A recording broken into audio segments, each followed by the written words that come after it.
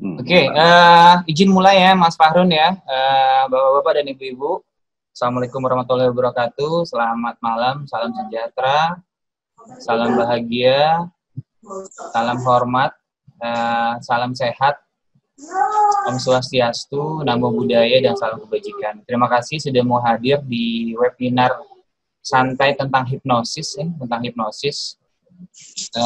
Ada baiknya sebelum kita mulai, semoga apa yang kita bahas kali ini itu bisa bermanfaat dan menambah wawasan kita terhadap perkembangan dunia hipnosis. Ataupun nanti ada perkembangan lainnya dari Mas Fahrun. Oke, sebelum kita mulai, kita berdoa dulu menurut agama dan kepercayaan masing-masing. Berdoa, dimulai.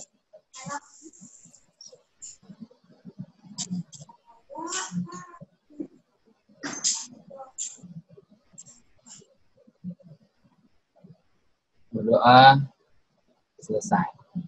Oke, baik. Sebelum nanti ke Mas Fahrun, kita mau review ulang dulu ya. Mau review ulang. Ini kita langsung masuk ke materi aja.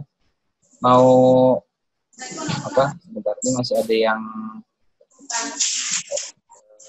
apa? Saya mau share dulu.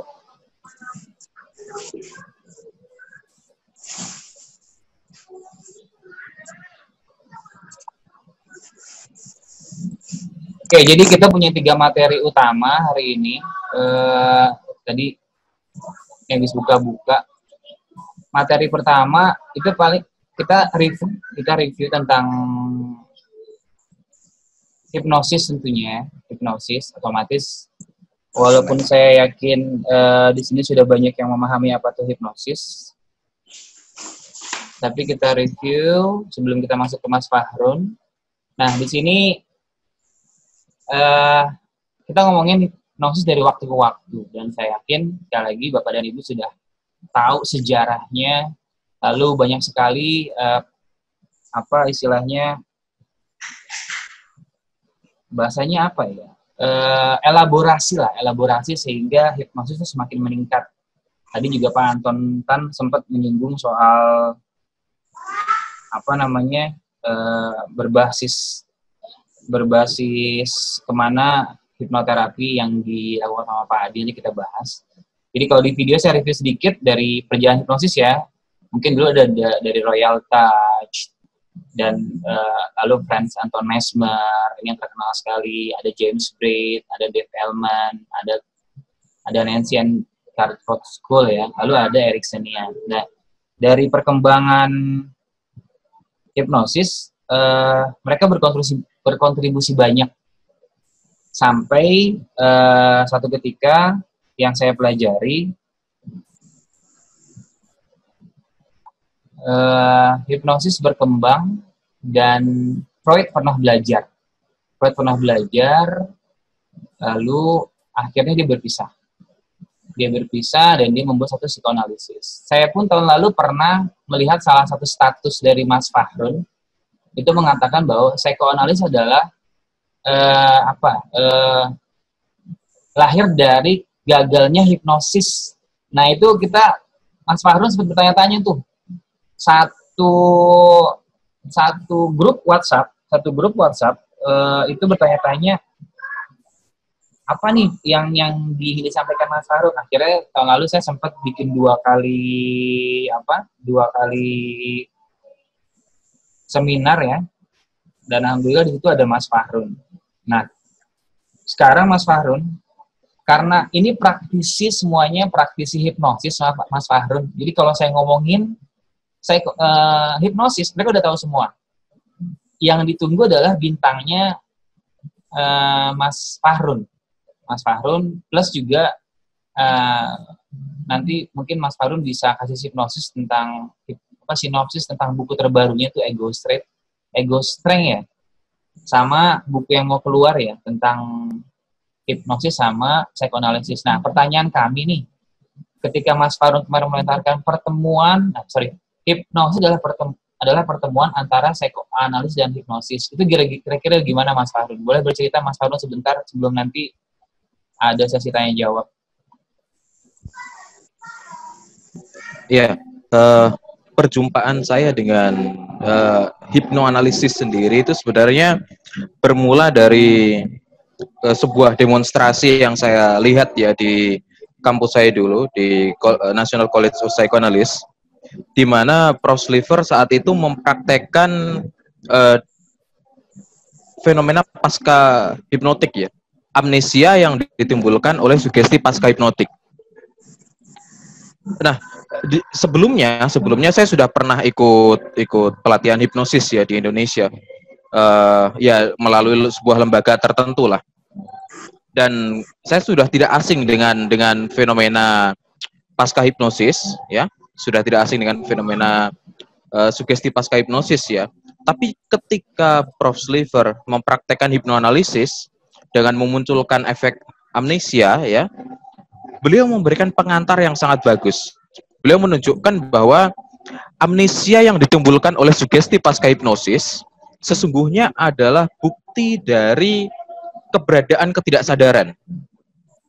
Bahwa ternyata pikiran manusia itu bukan sesuatu yang disangkakan oleh psikologi sebelumnya ya, era-era psikologi awal, bahwa manusia itu hanya memiliki kesadaran. Atau ya mungkin di filsafat ya ada René Descartes, cogito ergo sum ya, manusia adalah makhluk yang sadar dan lain sebagainya. Ternyata melalui fenomena amnesia yang ditimbulkan oleh sugesti pasca hipnotik, kita bisa melihat adanya suatu aktivitas mental tak sadar. Yaitu ketika seseorang dibangunkan dari kondisi hipnosis, dia seolah-olah lupa dengan apa yang terjadi selama dia berada dalam kondisi hipnosis. Dia seolah-olah melupakan hal itu. Tapi di dalam kondisi itu ya, ketika subjek mengatakan atau responden ya, mengatakan bahwa saya tidak tahu apa yang terjadi dengan saya dalam kondisi hipnosis. Ketika dia dipaksa, ditekan untuk mengatakan apa yang sebenarnya terjadi, dan kemudian disugestikan bahwa akan ada muncul sebuah pikiran, dan genggam pikiran itu akan menjadi apa yang sebenarnya terjadi. Akan menjadi ingatan yang kamu cari. Dan ternyata hal itu bisa muncul. Jadi ini sebenarnya adalah sebuah demonstrasi untuk memperkenalkan psikoanalisis nantinya ya. Bahwa psikoanalisis sendiri itu sebenarnya adalah bentuk dari, tadi ya disebutkan ya, bentuk dari kegagalan hipnosis. Tapi jangan dibayangkan hipnosis yang dimaksud saat itu adalah hipnosis yang kita kenal saat ini. Hipnosis kita saat ini sudah memiliki kekayaan, atau dari segi teknis ya, sudah ada modifikasi yang luar biasa. Pengembangan teori-teori, termasuk juga karena ada sumbangsi psikoanalisis ya, kajian mengenai hipnosis ini menjadi lebih dalam dan lebih luas. Termasuk juga konsep-konsep pikiran, misalnya Erikson ya. Konsep Erikson kalau disamakan pikiran bawah sadar menurut Erikson dengan pikiran bawah sadar yang dimaksud oleh Freud, akan banyak ketidaksamaan.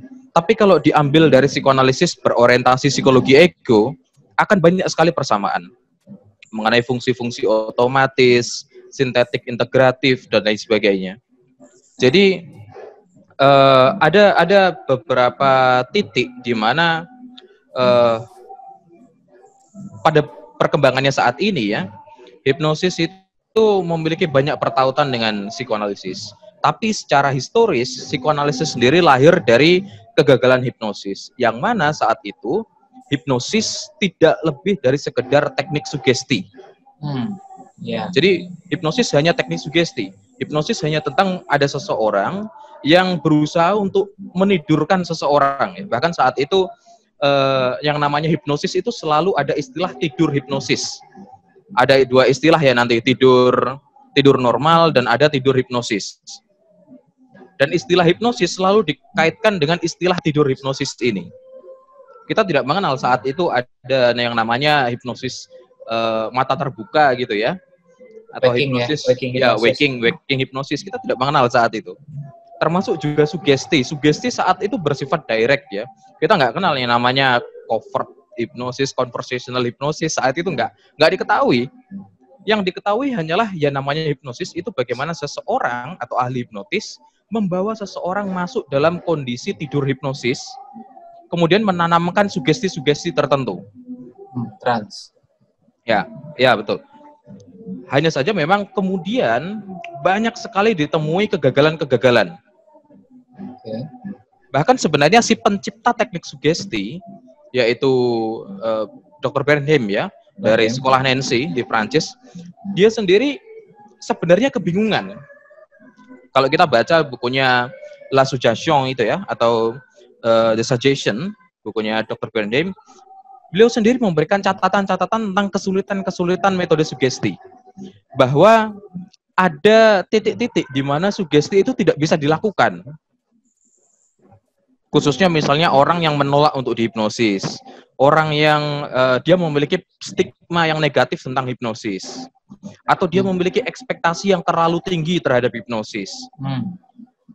Dan Dr. Bernheim dan juga murid-muridnya di sekolah Nancy diributkan dengan urusan sebenarnya apa teknik induksi terbaik.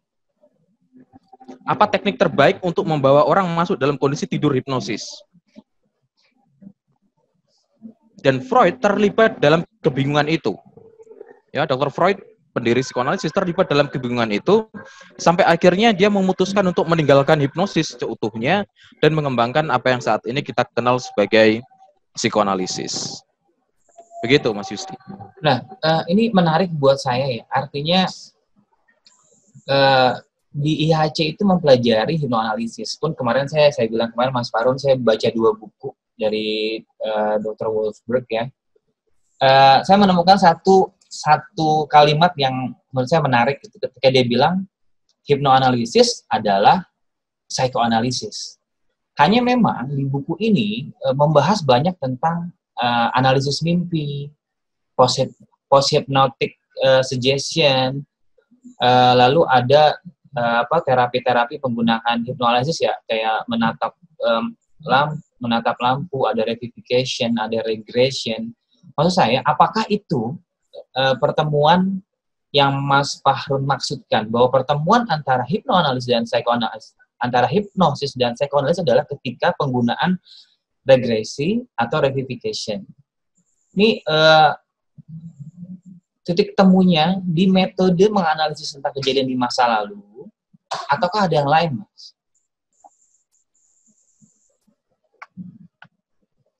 Halo, Mas Farun? Halo? Halo, Mas Farun? Ya, bagaimana? Terputus, Mas Yudi? Oh iya, gini. Ini ketika saya membaca 2 buku ini gitu ya, ini lumayan tebal. Yeah. Saya menemukan sebuah kesamaan antara penggunaan hipnosis yang sekarang sering digunakan, yaitu membawa seorang kembali ke masa lalu, age regresi, lalu terjadi revivifikasi, lalu terjadi rekonsiliasi. Apakah itu pertemuan antara hipnosis yang saat ini dan psikoanalisis? Hanya bedanya, kalau hipnoanalisis yang kita gunakan di hipnosis, kita nggak menginterpretasi transference, kita nggak menginterpretasi mimpi, pun pertemuan hipnoanalisis cuma di situ aja. Tapi kalau saya baca bukunya Dr. Wolfberg ya, itu continue. Sehingga setelah ada post-hypnotic suggestion, dikasih sugesti, lalu dia pulang ke rumah, dianalisis tuh. Akhirnya kata-kata simbol-simbol yang digunakan, itu mempengaruhi cara pikirnya. Apakah pertemuannya hanya sebatas di analisis regresi dan revivification, atau ada yang lain, Mas Farun? Iya, gini. Mengapa akhirnya orang-orang psikoanalisis ya setelah meninggalkan hipnosis kemudian kembali lagi pada hipnosis? Ada satu hal yang dilupakan atau mungkin tertinggal dalam penyelidikan, atau mungkin memang saat itu teori psikoanalisis berkembang secara bertahap ya. Pada tahun 1905, Freud untuk pertama kali memahami apa yang saat ini kita kenal dengan sebutan transferensi. Jadi transferensi ini adalah ketika seseorang itu bertemu dengan orang lain dan dia menghayati seperti orang lain, ini adalah orang di kehidupan dia di masa lalu. Masa lalu ini betul-betul masa lalu dalam pengertian timeline kita ya, bukan kehidupan masa lampau ala past life regression, bukan hal yang seperti itu. Jadi betul-betul ada di masa lalu kita. Misalnya orang tua kita, atau misalnya pengasuh kita, dan lain sebagainya. Hampir saat ini, semenjak tahun 1990 ya, semua psikoterapi garis utama, yaitu psikoanalisis, kemudian terapi perilaku, terapi kognitif, terapi humanistik, semuanya bergerak dalam konteks ini tadi, relasional ya. Jadi hubungan antara seseorang dengan sesuatu yang menurutnya lebih intim. Nah, melalui fenomena transferensi ini, orang-orang psikoanalisis kemudian melihat bahwa proses hipnosis itu terjadi sebenarnya justru adalah karena transferensi itu. Dalam psikoanalisis, transferensi terjadi secara natural. Ya, terjadi secara natural sehingga itu terbentuk sangat lama. Nah, transferensi ini berbeda dengan repo. Repo hanya membentuk keyakinan saja bahwa saya sebagai terapis bisa membantu Anda untuk mengatasi permasalahan Anda. Itu repo atau report gitu ya, pembentukan hubungan atau keyakinan. Kalau transferensi itu sebenarnya terjadi secara alami, terjadi secara natural. Kita dalam kehidupan sehari-hari di luar terapi ya, juga mengalami transferensi. Misalnya kita dengan pasangan ya, mungkin teman-teman pernah mendengar seseorang ya, misalnya laki-laki mengatakan pada pasangan perempuannya bahwa kamu mirip deh sama ibuku, misalnya ya. Nah itu adalah fenomena transferensi. Jadi dia membayangkan bahwa pasangannya itu seperti orang di masa lalu dia, orang penting di masa lalunya. Nah, sebenarnya transferensi itu sendiri muncul karena adanya suatu intimasi, adanya kedekatan ya. Misalnya dia sering bertemu terus gitu, akhirnya muncul kedekatan itu dan muncullah transferensi.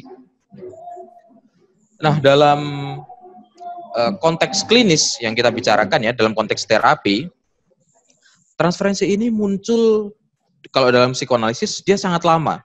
Karena sesi per sesi transferensi akan muncul secara bertahap. Tapi memang transferensi itu nanti akan sangat kuat ya. Nah, dalam hipnosis, orang jatuh dalam hipnosis, dalam artian orang bersedia untuk dihipnosis, itu sendiri karena adanya transferensi.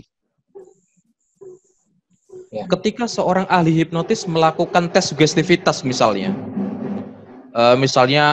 arm levitation ya, jadi lengan naik atau rigid katalepsi ya, tangan kaku. Ketika seorang subjek menyaksikan dirinya mengalami hal itu, atas ungkapan atau atas kata-kata, pengaruh kata-kata dari seseorang, maka dia mengalami transferensi. Dia membayangkan bahwa orang ini memiliki suatu kemahakuasaan, istilah psikologisnya, atau suatu kekuatan tertentu yang mampu mempengaruhi dia. Nah, hal itulah yang disebut dengan transferensi. Jadi kalau dalam psikoanalisis, transferensi itu muncul secara bertahap, secara natural. Dalam hipnosis, itu dipicu melalui serangkaian latihan, atau kita mengenalnya hypnotic training gitu ya. Tes sugestibilitas. Ya, jadi melalui pengalaman-pengalaman atau ya serangkaian training di awal sesi biasanya ya, ternyata transferensi itu dipicu. Nah, karena transferensi ini dipicu, akhirnya proses psikoanalisis itu bisa dipercepat ya, bisa dipercepat dalam artian bahwa kalau dalam psikoanalisis transferensi itu secara natural, bertahap, per sesi demi sesi. Kalau dalam hipnosis itu dipicu dari awal. Nah, tadi disinggung ada hipnoanalisis yang dia hanya regresi, revivifikasi, kemudian rekonsiliasi ya. Nah, apakah ini sama dengan hipnoanalisis yang sedang kita bicarakan di sini nanti, mungkin juga di buku-buku saya berikutnya? Jawabannya adalah tidak sama persis. Di Indonesia kebanyakan hipnoanalisis yang digunakan adalah hipnoanalisis versi Dave Elman ya. Yeah. Dave Elman kalau nggak salah bikin buku dan juga rekaman beberapa jam tentang hipnoanalisis, yang itu dalam perkembangan hipnoanalisis disebut sebagai teknik pinpoint. Oke. Nah, disebut sebagai teknik pinpoint. Jadi langsung dibawa ke pengalaman masa lalu, kira-kira apa yang menjadi sumber masalahnya. Kemudian mungkin ditarik lagi ke masa lalu, apa yang menjadi sumber masalahnya, begitu seterusnya. Nah, kalau teman-teman sudah baca artikel yang saya tulis ya, di situ saya tuliskan bahwa ada beberapa kendala dalam teknik regresi ya. Atau sebenarnya ya memang itu disebutnya teknik regresi, bukan hipnoanalisis. Beberapa tokoh pendiri hipnoanalisis, misalnya Wahlberg, kemudian Daniel Brown, kemudian Erika Fromm, itu tidak menyetujui bahwa teknik pinpoint itu disebut sebagai hipnoanalisis. Ya. Hanya saja kalau kita mengacu pada komunitas hipnosis di British, di Inggris, itu hipnoanalisis dibedakan ada dua. Hipnoanalisis yang pinpoint, punyanya Dave Elman tadi, atau yang sering digunakan di komunitas hipnosis di Indonesia. Ada satu lagi, hipnoanalisis proper, ya, atau proper hipnoanalisis, atau hipnoanalisis yang layak, yang cukup, atau yang memuaskan, gitu ya. Yaitu yang dimiliki oleh hipnoanalisis awal, yang masih kental dengan urusan psikoanalisis. Letak perbedaannya sebenarnya sangat besar ya, karena hipnoanalisis dengan teknik pinpoint itu hanya menggarap masalah. Yang diurusi hanya tentang masalah. Jadi bagaimana menguraikan masalah, kemudian menyelesaikan masalah itu. Ada sebuah masalah, misalnya memiliki gejala psikosomatis tertentu. Kemudian ditelusuri di masa lalunya, ketemu sebuah fenomena penyebab tertentu ya. Ya, eventnya ada sebuah ya. penyebab tertentu. Ya, atau ya kalau biasanya istilah-istilah di psikologinya common denominator ya. Ada peristiwa atau akar masalahnya gitu ya. Setelah ketemu, kemudian akar masalah itu akan mungkin dipahami ulang ya, atau di new understanding, atau di teknik memaafkan, dimaknai ulang. Nah, ya dimaknai ulang, reframing gitu ya misalnya, dan lain sebagainya. Sampai di sini sebenarnya yang kenapa banyak tokoh yang menolak metode seperti ini ya, hipnoanalisis yang pinpoint itu ditolak sebagai hipnoanalisis karena tidak ada analisisnya. Tidak ada analisis sekali dalam prosedur itu tadi. Kita membawa seseorang kembali ke masa lalunya, kemudian ada sebuah ingatan tertentu yang muncul, kemudian kita lakukan rekonsiliasi dengan ingatan tersebut ya, dengan pengalaman tersebut, selesai. Tidak ada analisis gejala di situ. Nah, akhirnya banyak yang menolak itu disebut sebagai hipnoanalisis. Mereka yang menyebutnya bahwa itu teknik regresi dan itu ada dalam hipnoterapi, bukan hipnoanalisis. Hipnoterapi itu berurusan dengan menghilangkan gejala. Hipnoanalisis berusaha untuk merestrukturisasi kepribadian. Itu ada perbedaan ya. Ada perbedaan. Jadi kalau gejala, itu kita hanya mengurusi simptom-simptom, menghilangkan simptomnya, dan lain sebagainya. Itu pun nanti akan kelihatan dalam prakteknya. Dalam praktek hipnoterapi misalnya, kita akan cenderung menilai keberhasilan sebuah layanan kita berdasarkan tidak adanya lagi keluhan. Dalam hipnoanalisis, keberhasilan sebuah layanan ditentukan berdasarkan tidak adanya lagi atau biasanya disebut sebagai peningkatan tingkat organisasi kepribadian. Atau biasanya sudah kalau di asesmen itu nanti muncul di tingkatan normal. Jadi nanti bisa kelihatan kalau di hipnoanalisis ya, awalnya dia mungkin di neurotik itu gangguan jiwa ya seperti fobia, kemudian depresi dan lain sebagainya, itu nanti akan meningkat di yang normal. Ada salah satu analisan itu klien ya, di dalam hipnoanalisis istilahnya itu analisan. Analisan adalah orang yang dianalisis atau subjek yang dianalisis. Ada salah satu analisan saya yang setelah dia mengalami atau menjalani beberapa prosedur hipnoanalisis ya, dia menunjukkan perbaikan yang pada akhirnya sampai pada tingkat organisasi kepribadian normal. Termasuk yang paling bagus adalah pada fungsi sintetik integratif tadi yang saya sebutkan ya. Karena hipnosis itu, terapi hipnosis itu sebenarnya sangat bagus di fungsi tersebut. Gitu. Jadi ada perbedaan seperti itu tadi memang Mas Yusti. Nah, ini menarik nih ketika ada singgungan kepribadian. Ini karena memang di hipnosis dari Dave Elman sendiri nggak ngajarin tuh kita melakukan hipnoanalisis lalu kita mengubah kepribadian. Memang yang kental sekali oleh Dave Elman adalah hipnoanalisis tadi rekonsiliasi merubah makna.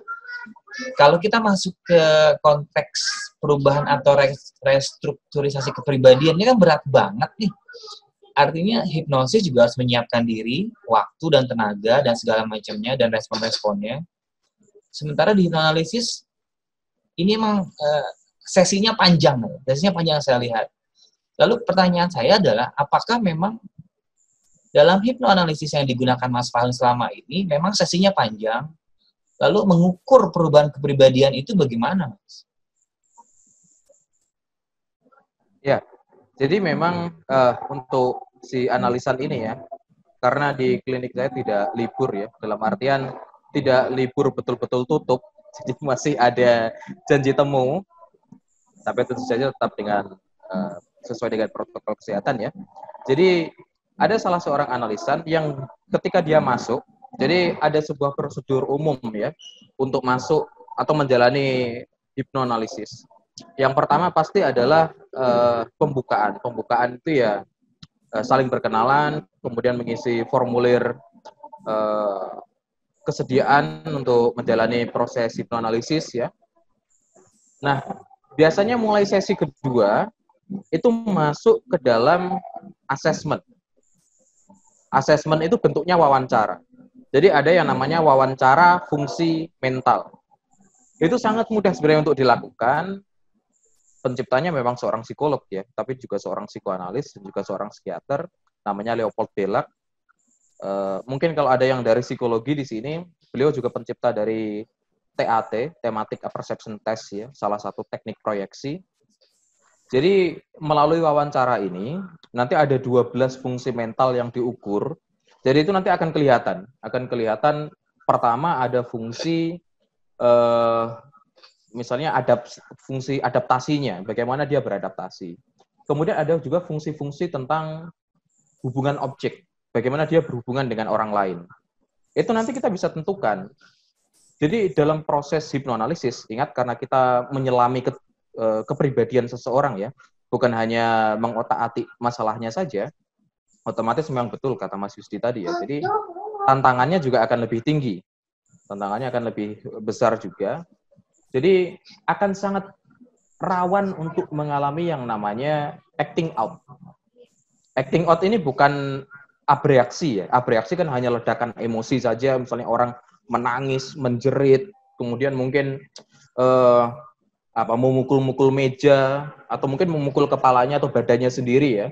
Itu adalah bentuk-bentuk dari abreaksi dan itu saya kira lumrah untuk kita temui dalam praktek hipnoterapi pada umumnya ya. Acting out itu adalah bentuk dari penolakan terapi yang tidak disadari oleh orang ini. Dan itu terjadi di luar sesi terapi. Misalnya dia justru masuk terapi ya, dia bilang bahwa saya niat untuk memperbaiki diri saya dan lain sebagainya, tanda tangan kontrak, tapi dia akhirnya mulai melakukan penyalahgunaan obat. Atau misalnya dia remaja ya, mulai melakukan kenakalan remaja. Atau dia ternyata malah sering berantem sama pasangannya. Atau dia jadi bandel, atau dia jadi malas sekolah. Itu bisa terjadi sebagai bentuk dari penolakan terapi tadi. Itu kenapa melalui asesmen, wawancara ini tadi, semua hal itu akan diungkap. Termasuk juga, nah ini hipnoterapi di Indonesia kan sangat sering bicara psikosomatis. Dan saya kira juga psikiatri maupun psikologi, konselor, semuanya juga bicara tentang psikosomatis ya. Kayak psikosomatis ini gangguan paling tren lah, paling viral gitu ya. Jadi paling terkenal, dikit-dikit psikosomatis. Saya pernah ada sebuah diskusi tentang psikosomatis, kemudian saya sajikan 3 kasus ya. Ada 3 kasus, kemudian saya minta kasus pertama, apa yang dialami atau gangguan apa yang dialami? Psikosomatis. Gangguan kedua, psikosomatis. Gangguan ketiga, psikosomatis. Jadi ketiga kasus ini disebut psikosomatis semua. Padahal yang pertama itu adalah kelainan fisik karena setelah melahirkan ya. Jadi memang ada gangguan-gangguan psikologis terhadap fisik. Biasanya nanti akan diikuti dengan baby blues dan lain sebagainya. Kemudian yang kedua ada yang kasus kedua ada alekstimia. Alekstimia itu mau kalian sembuhkan psikosomatisnya, gejalanya ya.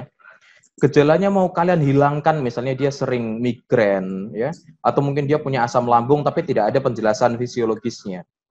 Kalau orangnya punya alekstimia, itu mau kalian sembuhkan kayak gimana aja gejalanya nggak bakal ngefek. Atau kalaupun gejalanya saat itu keluarnya hilang ya, misalnya oh ya saya sudah tidak pusing, atau oh ya saya asam lambung saya sudah baikan. Tapi selang berapa bulan berikutnya itu akan muncul lagi. Karena dia punya yang namanya alekstimia itu. Jadi alekstimia adalah suatu kapasitas mental, di mana suatu kapasitas kepribadian ya, di mana seseorang itu akan cenderung merubah permasalahan psikologis menjadi fisiologis. Biasanya orang-orang seperti ini juga ditandai dengan kesulitan memverbalkan masalahnya, kesulitan membahasakan masalahnya. Nah, jadi dalam hipnoanalisis, asesmen itu akhirnya menjadi sangat penting. Nanti di buku saya yang hipnoanalisis, arah baru dalam praktik hipnosis profesional ya, saya mengupas satu bagian khusus ya tentang asesmen ini. Kenapa kita dalam praktik hipnosis itu perlu untuk menentukan, untuk asesmen lebih dulu. Termasuk nanti untuk hipnotisabilitas. Menentukan kemudahan atau kesulitan seseorang masuk dalam proses hipnosis ya, atau dihipnosis. Kemudian juga untuk hal-hal berupa indikasi dan kontraindikasi. Jadi kita kan sudah terlalu sering ya mendapatkan penjelasan bahwa hipnosis itu efektif untuk ini, hipnosis efektif untuk itu, dan lain sebagainya. Dan karena saya sendiri juga punya latar belakang sebagai konselor kesehatan mental ya, saya sampai bosan sebenarnya mendengar istilah ini efektif ini untuk ini efektif untuk ini, dan lain sebagainya. Kita tidak pernah mendapatkan penjelasan mengenai ini tidak efektif untuk ini. Terapi ini tidak efektif untuk ini. Jadi kita hanya dapat gambaran tentang indikasi tanpa tahu ada kontraindikasi. Padahal kalau kita bicara obat misalnya, ya setiap obat punya indikasi dan punya kontraindikasi tertentu. Ya, jadi kita tidak bisa bicara hanya tentang indikasi, kita juga harus bicara tentang kontraindikasinya. Dan di buku hipnoanalisis itu, Dr. Wolbrook bahkan dengan tegas mewanti-wanti bahwa hipnoanalisis ini jangan sampai berlebihan dalam menggembor-gemborkan efektivitasnya ya. Karena dulu Mesmer jatuh karena dia menggembor-gemborkan efektivitas dari mesmerisme. Sekolah Nancy di Prancis dari Dr. Bernheim dan Dr. Liebold, dia juga jatuh karena dia menggembor-gemborkan efektivitas dari metode sugesti. Tanpa dia tahu apa kekelemahan atau kekurangan dari terapinya atau dari layanannya. Nah, disitulah pentingnya adanya kontraindikasi. Ya. Jadi kita melalui asesmen itu nanti kita punya kontraindikasi tertentu. Jadi tidak semua gangguan itu bisa dibantu dengan hipnosis, misalnya. Seperti itu.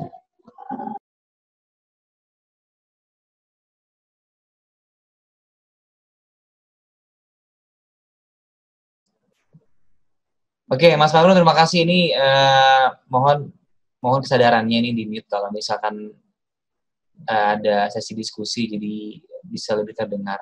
Halo, Mas Fahrul, masih dengar ya? Oke, ini memang kalau ngomongin tentang psychoanalysis saya bisa terbengong-bengong nih, banyak kosakata baru yang muncul. Oke, jadi saya coba simpulkan sedikit Mas Fahrul bahwa pertemuan secara sederhana antara hipnosis sama hipnoanalisis sama psikoanalisis adalah tentang penggunaan teknik regresi. Di situ aja. Karena memang psikoanalisis nggak ngomongin sugesti ya, yang saya pahami ya, nggak ngomongin sugesti, Saya tertarik sama satu kalimat yang tadi diungkapkan sama Mas Fahrun. Hypnoanalysis Dave Elman tidak mengelola, tidak menganalisis masalah yang muncul di masa tersebut. Oke. Sedangkan psikoanalis menganalisis masalah. Sehingga akhirnya dari buku yang saya baca, untuk menstrukturisasi kepribadian, ada teknik pendekatan yang tadi melihat simbol yang muncul, lalu apa efek dari penggunaan simbol-simbol itu. Jadi maksudnya gini, saya ingin lebih memperdalam tentang ini, Mas. Bagaimana hipnoanalisis yang dikembangkan oleh Dr. Wolfberg ini menganalisis masalah ketika melakukan regresi. Itu gimana ya? Ya. Nah, untuk hipnoanalisis ya. Jadi hipnoanalisis ini sebenarnya memang tadi fokusnya dia bukan untuk hal-hal yang sifatnya terapi atau makanya sering dibedakan ya antara analisis dan terapi. Analisis itu sifatnya eksplorasi, terapi itu sifatnya sugesti atau sifatnya manipulasi. Manipulasi itu dalam pengertian merubah atau modifikasi. Jadi kalau analisis berarti dia itu dari dalam berusaha untuk dikeluarkan, ya. Tapi kalau terapi itu dari luar berusaha untuk dimasukkan ke dalam. Seringkali biasanya dianalogikan dengan metodenya Leonardo da Vinci ya dalam karya seni, yaitu terapi itu seperti per via dipore atau seperti kita melukis. Jadi ada sebuah kanvas, dia putih, bersih, kemudian kita akan menggambarkan sesuatu di situ. Jadi itu terapi itu mengubah. Tapi kalau analisis itu menggunakan metode seni per via de Levar. Per via de Levar itu ada sebuah seonggok batu gitu ya. Kemudian kita mulai memahatnya sedikit demi sedikit sampai akhirnya batu ini memunculkan permukaannya sendiri. Memunculkan coraknya yang khas gitu ya. Nah, itu seringkali dibuat acuan untuk membedakan antara analisis dan terapi. Jadi terapi itu selalu mengubah. Kalau analisis dia membiarkan sesuatu itu muncul dalam bentuknya sendiri. Oke. Ya. Nah, dalam praktek hipnoanalisis ini mungkin yang menarik ya. Jadi praktek hipnoanalisis sesuai dengan namanya analisis ya, itu akan dipenuhi dengan simbol-simbol. Ya, akan dipenuhi dengan simbol-simbol. Dalam praktek psikoanalisis, simbol-simbol itu muncul, tapi ya seperti tadi ya, karena transferensi itu muncul lama, munculnya secara alami bertahap, sehingga persoalan simbol itu munculnya juga sangat bertahap. Sehingga kadang di sesi ini kita menemukan ada suatu simbol tertentu. Misalnya ada sebuah mimpi tertentu di malam hari. Misalnya dia bermimpi bahwa dia sedang bertemu dengan seorang pria, ya, misalnya analisan perempuan, dia ada di sebuah kebun, kemudian bertemu dengan seorang pria, dan pria itu memberikan bunga mawar. Ketika bunga mawar itu dipegang, ternyata tangan si perempuan ini terluka, ya, berdarah karena terkena duri dari bunga mawar tersebut, dan dia bangun dari tidur, misalnya. Nah, pengalaman atau fenomena mimpi seperti ini dalam sesi psikoanalisis itu akan sangat bertahap. Misalnya hari ini muncul mimpi itu mungkin baru 3-4 minggu ke depan mungkin baru bisa diinterpretasi. Dalam artian kita bisa tahu makna dari mimpi itu apa. Nah, makna dari mimpi ini bukan seperti tafsir mimpi primbon ya. Jadi tidak ada tafsiran baku untuk mimpi ini. Tidak ada tafsiran baku. Jadi mimpi itu akan diterjemahkan secara psikologis juga. Dalam hipnoanalisis, misalnya ketika hari ini dia bermimpi tentang mimpi tersebut ya. Hari ini dia bermimpi tentang tadi bertemu dengan seorang. Hari ini dia bermimpi bertemu dengan seorang laki-laki di kebun di sebuah taman ya. Tangannya terluka karena bunga mawar yang diberi oleh laki-laki itu. Ketika dia menceritakan ini kepada analisnya atau kepada hipnoanalisnya ya, sang hipnoanalis akan menghipnosisnya, membawanya masuk dalam mimpi, masuk dalam kondisi hipnosis ya. Kemudian dia memberikan sugesti bahwa selama 15 menit ke depan, saya akan mengizinkan Anda untuk tertidur dalam kondisi hipnosis. Jadi dalam kondisi hipnosis itu diturunkan sampai dia tertidur. Dalam tidur Anda, mimpi itu akan muncul kembali, dan Anda akan berusaha untuk mengenali siapa laki-laki tersebut. Anda tidak perlu mengenali secara detail bahwa wajahnya seperti si A misalnya. Tidak perlu. Cukup andalkan perasaan Anda. Dalam perasaan Anda, siapa yang Anda kenali sosok ini? Dan mungkin jika ada detail yang Anda lupakan, dalam mimpi ini Anda akan mengingatnya lebih jelas. Kemudian setelah 15 menit dia dibiarkan tidur, kemudian dia akan terbangun sendiri. Dan dia akan mulai menceritakan lebih jauh ya. Saya merasakan bahwa dia seperti ayah saya. Saya teringat dengan sebuah pengalaman bahwa di masa kecil, saya pernah berlarian dengan ayah saya, kemudian ayah saya memberikan setangkai bunga gitu ya. Tapi bunga itu tidak melukai saya. Yang melukai saya adalah pengalaman ayah saya meninggal beberapa minggu setelahnya. Ini adalah salah satu contoh dari hipnoanalisis untuk mimpi itu tadi. Ada kalanya dalam kondisi tertentu memang tidak menguntungkan ya. Jadi setelah dia dibiarkan tidur 15 menit, ketika dia bangun ternyata dia tidak mengingat apapun. Dalam kondisi itu, ketika misalnya kita mendapati hal tersebut ya, di sesi berikutnya kita bisa menghentikan verbalisasi. Ingat ya tadi tentang alistimia ya. Ada beberapa orang yang memang kesulitan untuk membahasakan proses mentalnya sendiri. Ketika orang kesulitan membahasakannya, maka biarkan tubuhnya yang bergerak ya. Maksudnya ya mungkin kalau bisa psikodrama ya lebih bagus ya. Psikodrama kan pengembangan baru juga dari Jacob Moreno. Cuman kita bisa gunakan misalnya menggambar otomatis. Automatic writing. Ya. Atau menggambar atau menulis otomatis ya, automatic writing atau automatic drawing. Itu bisa digunakan juga.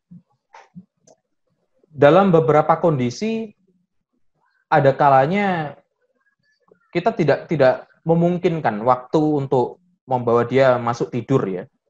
Kita bisa menggunakan misalnya menggunakan cincin yang berkilau ya atau jam tangan atau mungkin kalau punya kristal ya, biasanya kan pakai kristal masih cukup populer ya. Jam saku mungkin yang tidak populer, tapi kristal kan masih. Jadi di kristal ditaruh di arah mata agak naik dikit ya, searah dahi lah.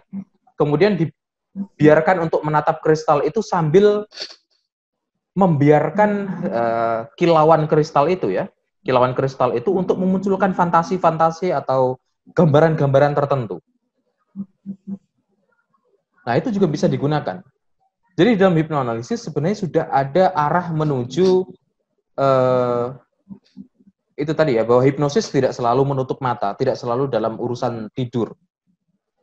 Bahwa ada kalanya memang kita berurusan dengan hal-hal yang sifatnya tetap terjaga tapi fokus.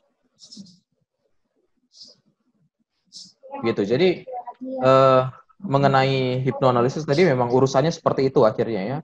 Itu mungkin akan sangat asing di Indonesia ya.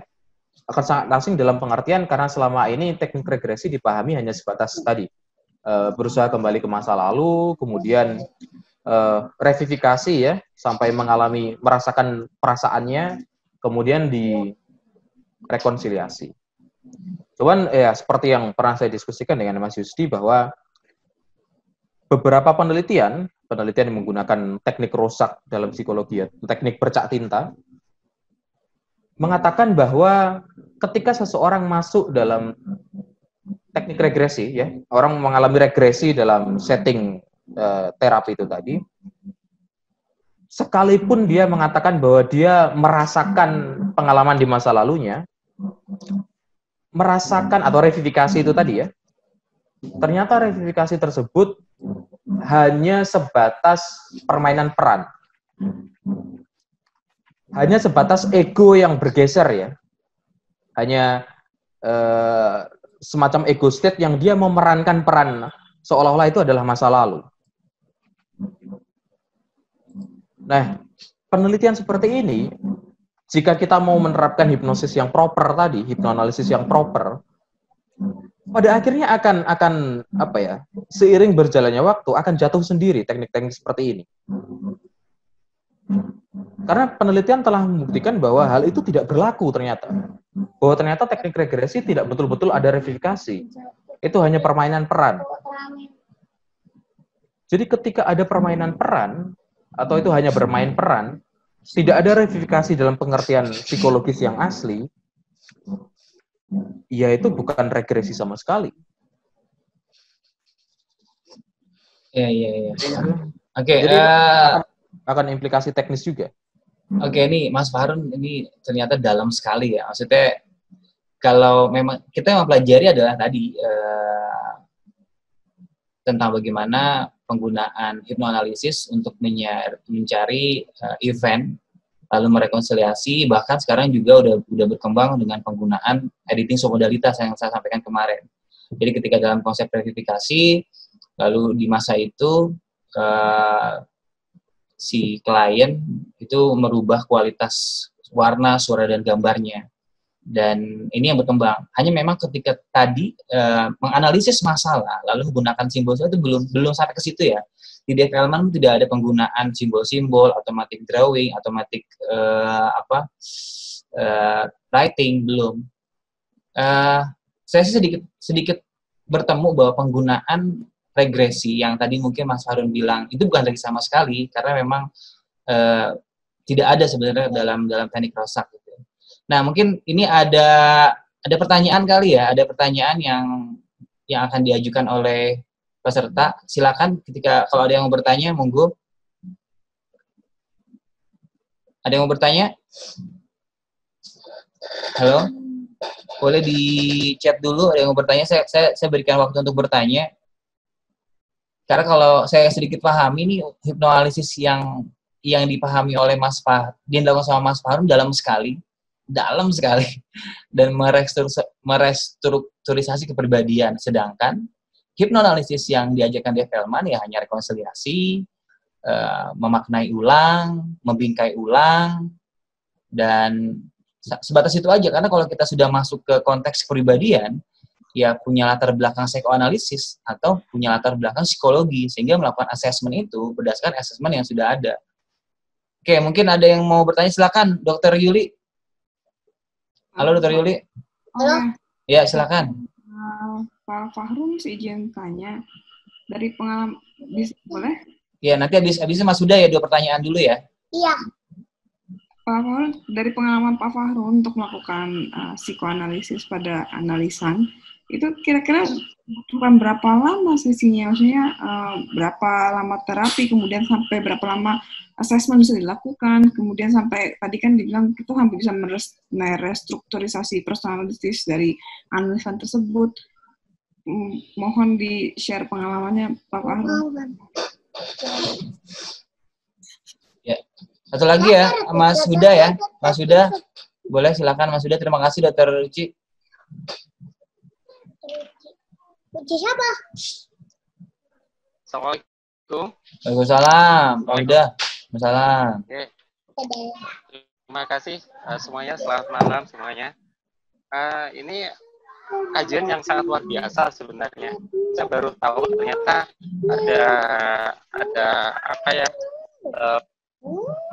pandangan baru bagi saya. Saya kira dulu itu psikoanalisis sama hipnosis itu satuan begitu. Ternyata sekarang menurut saya ada pemahaman baru lagi.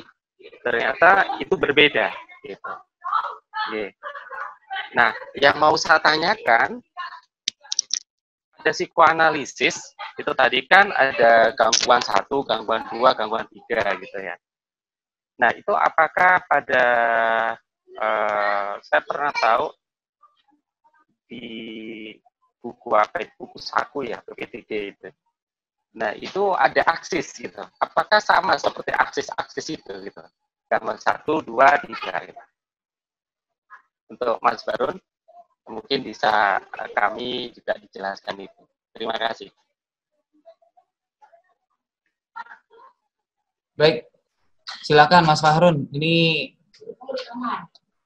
saya jujur Mas Fahrun sebelum menjawab ya, ini ngobrol sama Mas Fahrun 20 menit aja banyak membuka cakrawala berpikir saya gitu.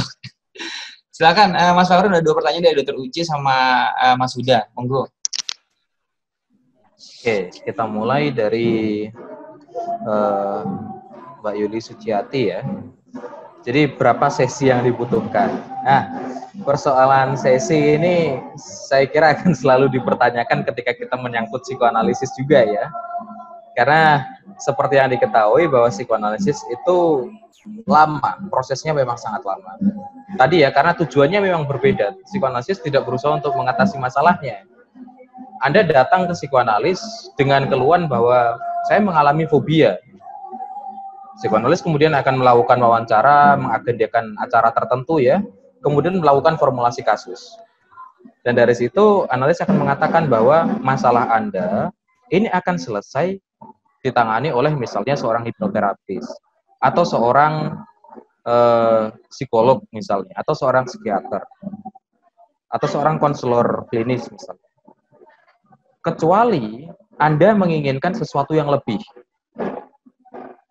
Dalam artian, setelah melalui proses asesmen, saya menemukan bahwa ada permasalahan-permasalahan lain di sini. Misalnya, fungsi kepribadian Anda di bagian ini itu kurang. Dan ketika Anda kurang dalam bagian ini, Anda akan mengalami konflik-konflik seperti ini. Biasanya, analisan akan merespon, oh iya, saya sering mengalami keluhan seperti itu. Tapi saya tidak menganggap itu sebagai permasalahan yang serius, karena itu datang silih berganti begitu ya. Gitu. Jadi, tentang berapa sesi yang akan dibutuhkan pertanyaannya, jawabannya mungkin hanya bisa dikatakan seberapa cepat kita berjalan gitu ya. Dalam artian misalnya nih, saya dari Jawa Timur ya, Mas Husdi dari Jawa Barat ya. Kemudian kita sama-sama akan berangkat ke Jogja misalnya. Kita akan kopdar di Jogja gitu. Terus kemudian saya tanya, berapa lama Jawa Barat ke Jogja itu? Jawabannya mungkin sekarang bisa, kalau jawabannya berapa kilo ya, kita mungkin bisa cari di Maps ya. Tapi kalau jawabannya berapa lama ya, kita masih bisa lihat estimasi waktunya di Maps. Tapi kalau kita betul-betul cari acuan ya, berapa lama secara presisi, ya sulit. Jawabannya adalah seberapa cepat Mas Yusdi ini berkendara misalnya. Apakah ada istirahatnya atau langsung ya, misalnya dari Jawa Barat langsung ke Jogja tanpa istirahat sama sekali misalnya. Jadi jawabannya adalah seperti itu. Kita tidak bisa memberikan jawaban baku berapa lama. Kalau dari pengalaman saya pribadi, saya paling itu 8 bulan. 8 bulan itu sudah termasuk wawancara ya. Jadi 1 bulan awal masuk untuk pembukaan, informasi juga tentang pelayanan saya berikan. Hanya saja memang di klinik saya, Minerva Psikologi, saya memberikan 2 jenis layanan sekaligus. Psikoanalisis dan psikoterapi. Hanya saja kalau memang psikoterapi, biasanya saya berikan ke teman-teman ya. Kalau psikoanalisis itu sudah termasuk hipnoanalisis. Karena Freud sendiri mengatakan bahwa ada banyak terapi saat ini. Itu era Freud dulu ya. Ada banyak terapi saat ini. Mulai dari terapi sugesti, terapi berkuda, terapi pijat, kemudian terapi olahraga. Ada banyak jenis terapi dan saya menggunakannya sesuai dengan kebutuhan. Itu yang Freud katakan. Jadi dalam psikoanalisis sendiri ditekankan untuk tidak adanya ketergantungan pada satu teknik ya, atau satu pendekatan. Kalau kita memang misalnya mengidolakan Freud, misalnya ya, ingin memodel bagaimana Freud ya, maka ya dengan tidak bergantung pada satu pemikiran atau satu pendekatan, itu adalah yang diajarkan oleh Freud. Dan dalam sesi, ada dalam 8 bulan dengan pertemuan, 1 minggunya itu 2 sesi. Dan dia bebas pilih ya, yang jelas 1 sesinya harus hari Senin, karena itu yang memang waktu saya sediakan untuk dia. Nah, ketika dia masuk dalam proses analisis ya, pertama dia masuk, kemudian saya jelaskan sesinya seperti ini dan sebagainya, dia memutuskan mengambil sesi psikoanalisis. Kemudian, itu sesi pertama ya, minggu pertama, Kemudian berikutnya, dalam 3 minggu setelahnya, kami fokus pada wawancara atau asesmen tadi. Dalam asesmen itu, saya gunakan asesmen fungsi mental dari Dr. Belak tadi, peringkatnya itu menunjukkan tingkat organisasi kepribadian neurotik. Tapi secara peringkat, dia sebenarnya bukan neurotik yang ke arah borderline atau kepribadian ambang. Dia masih neurotik yang sudah agak perbatasan ke normal. Tapi karena dia masih dalam batas neurotik, artinya psikoanalisis bisa diberlakukan. Ya, jadi psikoanalisis nanti kalau orangnya di normal misalnya, kalau orangnya normal ya nggak perlu di psikoanalisis, ya itu cukup konseling saja. Kalau misalnya dia di borderline, itu bisa gunakan terapi-terapi psikoanalisis yang sudah dimodifikasi. Atau psikosis juga ya, kalau psikosis saya sarankan dia punya latar belakang medis ya, karena memang ada permasalahan dalam saraf. Oke. Itu pertanyaan pertama ya, Mas Farun ya? Yang kedua dari Mas Huda? Ya, dari Mas Huda ya, mengenai psikoanalisis ya, mengenai psikoanalisis. Bentar. Oke. Ya, untuk pertanyaan Mas Huda ya, kita kembali ke psikoanalisis. Jadi ya memang betul secara historis ya, secara historis memang ada pertautan antara psikoanalisis dan hipnosis, dalam artian memang pada akhirnya akan banyak yang berpikir bahwa psikoanalisis dan hipnosis itu satu peta ya, satu peta dalam pengertian itu sama-sama bicara tentang ketidaksadaran atau pikiran bawah sadar ya, sama-sama mungkin disimbolkan dengan gunung es ya. Sekalipun Freud sendiri nggak pernah berbicara tentang gunung es loh ya. Itu entah siapa yang bicara, isu siapa yang bicara. Freud mengibaratkan pikiran seperti iceberg gitu. Itu Freud tidak pernah mengatakan itu. Cuman karena sudah terlanjur untuk jadi icon ya nggak apa-apa lah. Kemudian ya banyak pertautan historis ya antara psikoanalisis dan hipnosis. Mungkin kalau memang mau dicari petanya ya, sebenarnya psikoanalisis dan hipnosis memang masih satu peta dengan istilah yang disebut sebagai psikodinamik ya. Jadi psikodinamik itu adalah istilah di mana psikoanalisis dan hipnosis itu satu rumah. Karena psikodinamik itu sangat luas ya, termasuk teorinya psikologi analitik, kemudian teori psikologi individu dan lain sebagainya, itu ada satu rumah di psikodinamik.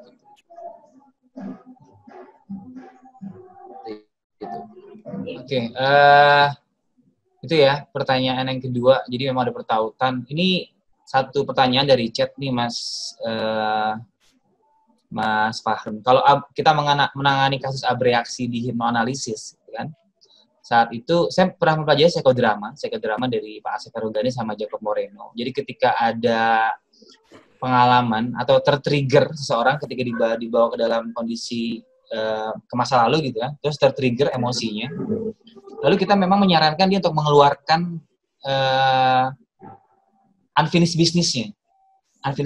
Misalnya pertanyaan seperti ini, apa yang ingin Anda lakukan saat itu? Kalau pakai psikodrama ya, dia ingin mukul-mukul lah, kita kasih bantal, dia mukul-mukul. Nah, ini mungkin berhubungan sama dengan kasus abreaksi. Nah, kalau di psikoanalisis sendiri, ketika klien dibawa ke dalam kondisi regresi lah ya, atau kembali ke masa lalu, ada masalah, lalu muncul spontanitas ingin mengeluarkan energi yang belum selesai. Itu kalau di hipnoanalisis yang Mas Fahrun selama ini jalani seperti apa? Ya, pertama kita perlu pahami lebih jauh tentang abreaksi ya, atau katarsis. Itu kan sebenarnya dua istilah yang berhubungan ya. Nama metodenya katarsis, efek yang dimunculkan abreaksi. Abreaksi ya ledakan-ledakan emosi. Hanya saja abreaksi itu sendiri banyak jenisnya ya. Sayangnya ketika termasuk kita bicara saat ini, kenapa ini perlu kita bahas, kita akan cenderung bicara abreaksi dalam konteks fisik.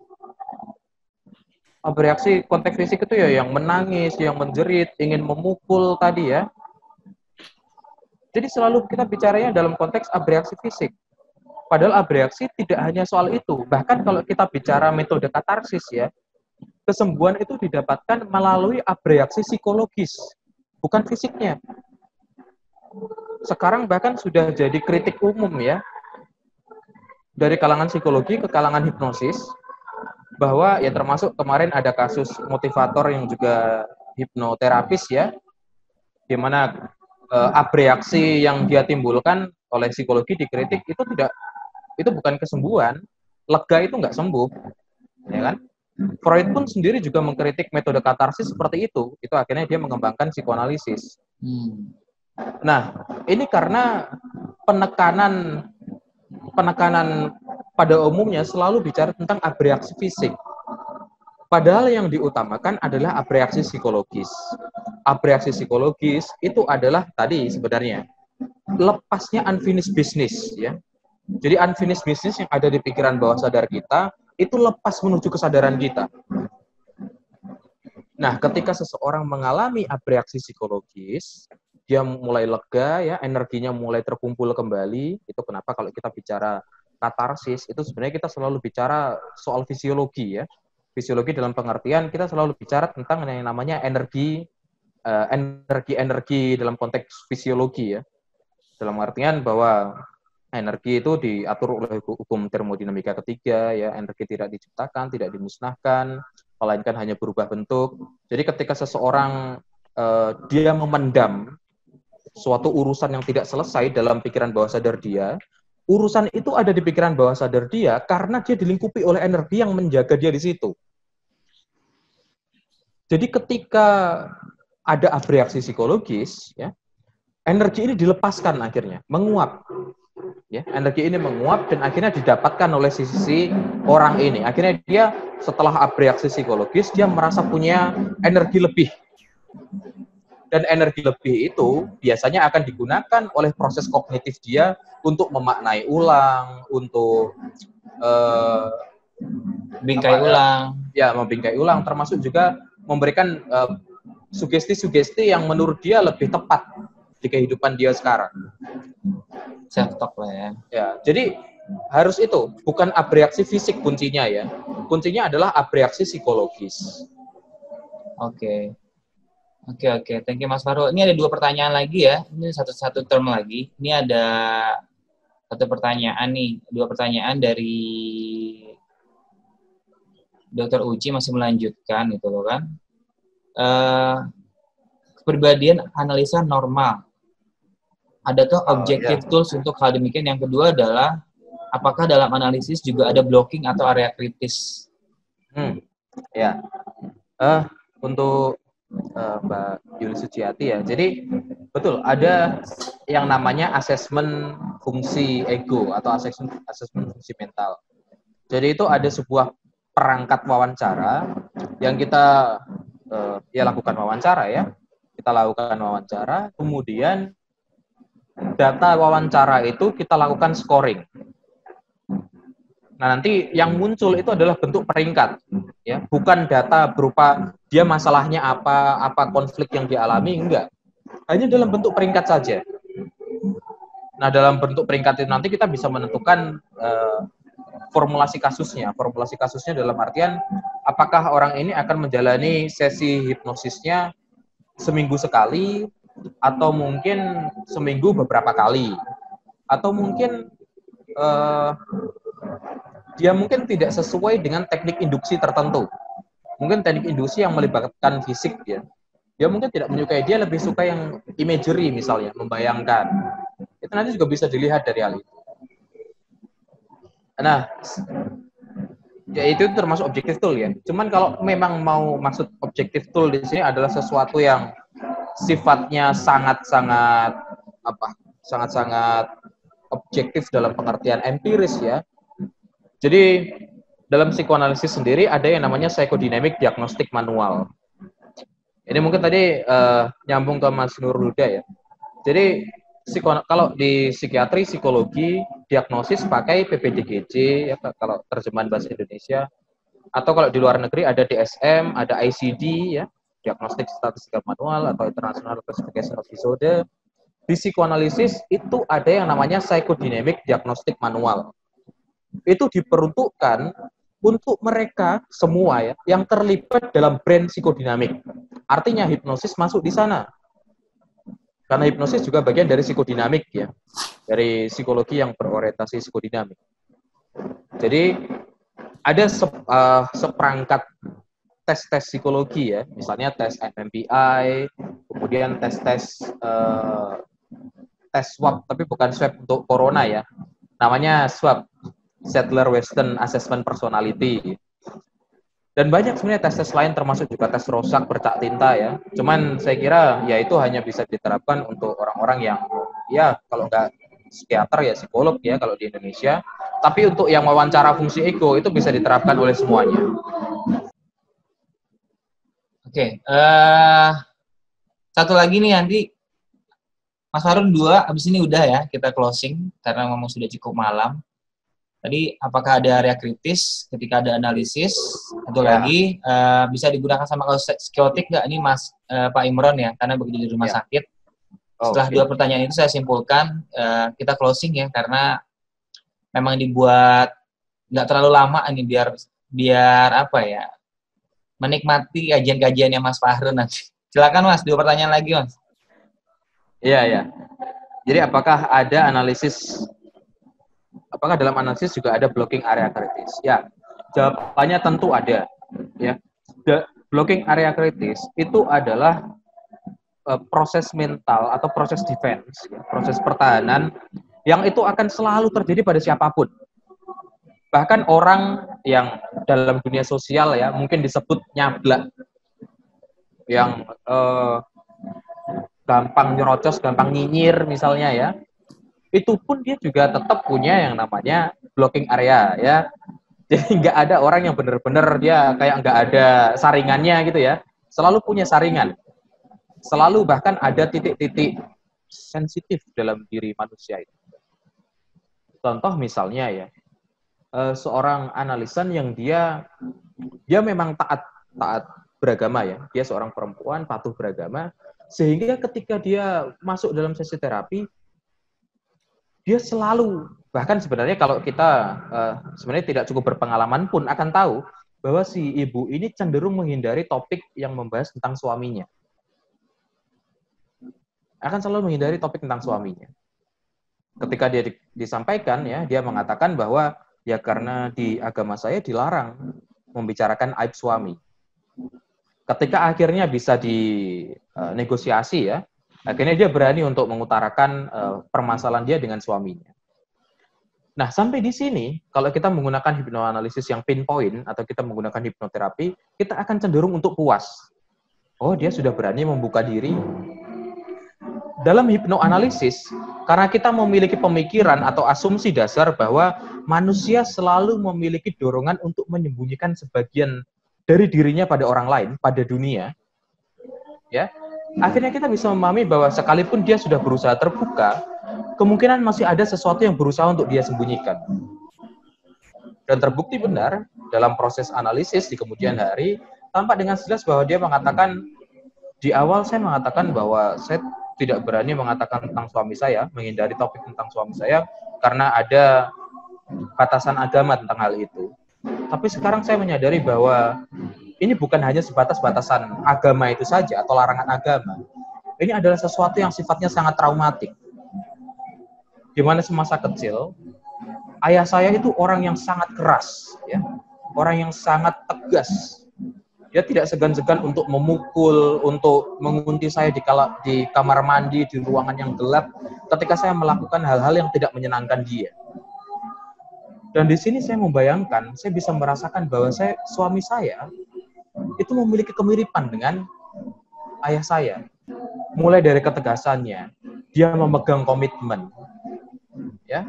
Jadi dia akhirnya bisa memetakan transferensinya juga. Nah, jadi blocking area kritis itu bukan hanya tentang dia berani untuk membuka diri, tapi adalah tentang suatu kebijaksanaan. Bahwa manusia memiliki area yang hanya dia sendiri yang bersedia untuk membuka. Itu bukan sesuatu yang kita bisa negosiasi. Jadi manusia punya kebijaksanaan untuk menutup diri. Oke. Jadi masih ada satpam lah ya dalam kondisi apapun. Dalam beberapa hal ada satpam. Satu pertanyaan lagi mungkin ini dari Mas Imron. Oke, apakah pada kasus psikotik bisa dengan metode ini? Jawabannya adalah bisa hanya jika dia dalam kondisi tenang, stabil ya, dalam kondisi yang stabil. Dalam artian berarti dia juga tetap harus dalam pengawasan seorang dokter jiwa ya atau psikiater. Jadi dalam kondisi tenang dia baru bisa diterapkan metode hipnoanalisis ini. Nah, ini bukan semata-mata klaim ya, tapi teman-teman bisa langsung baca di buku hipnoanalisisnya Dr. Warburg.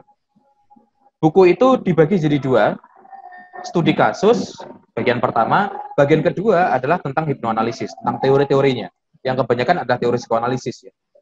Nah, di bagian pertama yang studi kasus, itu membahas tentang kasus Johan R itu ya, di mana dia adalah seorang penderita skizofrenia hipervenik ya. Jadi nanti bisa baca lebih lanjut tentang bagaimana terapi. Oke, baik. Terima kasih Mas Fahrun, ini udah bahas sama-sama. Ini terima kasih juga Bapak Ibu sudah mau diskusi dan memang terbatas waktunya. Saya yakin masih banyak rasa penasaran yang muncul, tapi saya coba untuk simpulkan beberapa hal ya tentang pertemuan sederhananya, karena memang kita kalau di hipnoterapi kita nggak bisa masuk ke tataran analisis, apalagi kalau kita ngomong kepribadian, harus punya background. Jadi ada beberapa hal tentang pinpoint dari, jadi kalau pertemuannya di mana? Pertemuannya tadi di regresi dengan pinpoint, tapi releasingnya itu berbeda sekali. Hipnosis ya, hipnosisnya Dave Elman, ya tadi melepaskan unfinished business, menyelesaikan. Nah, kalau di psikoanalisis jelas tahapan analisis kepribadian dan menstrukturisasinya. Dan itu kita nggak masuk di situ. Nah, mungkin itu di pembahasan kali ini. Ya, saya nanti akan share beberapa catatan saya dari buku yang saya baca tentang hipnoanalisisnya dari Dr. Wolfberg ya. Ada beberapa pertemuan yang saya temukan di sini. Tapi memang nggak dibahas panjang. Mungkin itu Mas Fahrun mungkin ada hal yang disampaikan lagi. Oh ya, saya ingatin lagi, nanti saya akan share. Mas Fahrun baru keluarin satu buku tentang ego. Nanti bisa baca di makalahnya yang disampaikan, itu bagus sekali. Dan beliau juga sedang membuat buku tentang hipnosis sama psikoanalisis. Silakan nanti dipesan, nanti saya akan share ada sama Mas Fani ya, untuk pemesanannya. Oke, sama Mas Fani. Oke, Mas Fahrun mungkin ada kata-kata yang ingin disampaikan atau kata-kata penutup tentang bagaimana pemanfaatan hipnoanalisis ini, Mas Fahrun? Iya, di masa mendatang ya, karena sebuah komunitas yang dia aktif bertemu, aktif berbincang, aktif belajar bersama, akan selalu membutuhkan topik bahasan baru. Hipnoanalisis ya bisa menjadi topik bahasan baru kita. Bahkan sekalipun mungkin kita masih terlalu jauh untuk mempraktekannya ya. Tapi setidaknya pembahasan-pembahasan baru yang menyegarkan. Mungkin juga seperti artikel itu tadi ya, hanya bicara dalam konteks historis. Mesmer mungkin. Sekarang animal magnetisme kita tahu banyak yang pelatihan-pelatihan tentang hal itu. Tapi bagaimana penjelasannya mungkin secara psikologis. Atau mungkin juga apa warisan Mesmer yang tersisa saat ini. Atau mungkin juga warisan dari Dr. James Braid ya, atau mungkin juga dari sekolah Nancy, sekolah Salpetriere, kemudian juga bagaimana pertemuan antara hipnosis dan psikoanalisis. Jadi hipnoanalisis atau hipnosis juga adalah sebuah fenomena yang saya tidak bisa katakan hipnosis itu sebagai sebuah kondisi ya, karena saya tidak terlalu yakin bahwa hipnosis sendiri adalah suatu kondisi. Ya, saya masih agak rancu dengan kondisi hipnosis sebagai state versus non-state itu ya. Tapi saya sendiri lebih berpihak bahwa hipnosis adalah sebuah fenomena yang artinya dia sangat luas, dia sangat besar, ada banyak hal yang masih perlu kita pelajari darinya, sesuatu yang mungkin kita masih terlalu jauh ya. Kita sangat terlalu jauh dari kata selesai. Ya. Ada sangat panjang masih hipnosis ini. Dan kita mungkin bisa pelajari lebih lanjut, kita bisa diskusi bareng ya. Mungkin kondisi belum bisa mempertemukan kita bisa melalui sosial media, dan seterusnya. Ya, mungkin itu Mas Yusuf. Oke, terima kasih Mas Fahrun, Bapak-Bapak dan Ibu. Mohon ucapkan terima kasih sama Mas Fahrun udah bersedia menyediakan waktunya untuk diskusi sama kita sebagai pembuka ya. Saya yakin nanti ke depan kita akan banyak diskusi lagi melalui sosial media gitu. Nanti WhatsApp itu akan saya tutup, tapi akan saya informasikan tentang bukunya Mas Fahrun sama nomor kontak untuk pembelian buku. Oke, itu aja. Sekian Bapak dan Ibu, saya sebagai tim perame lah ya agar Mas Fahrun bisa sharing. Terima kasih banyak sudah mau terlibat dalam diskusi ataupun menyaksikan pembelajaran ini. Sampai bertemu lagi di pertemuan selanjutnya. Wassalamualaikum warahmatullahi wabarakatuh. Bye. Waalaikumsalam warahmatullahi wabarakatuh. Terima kasih.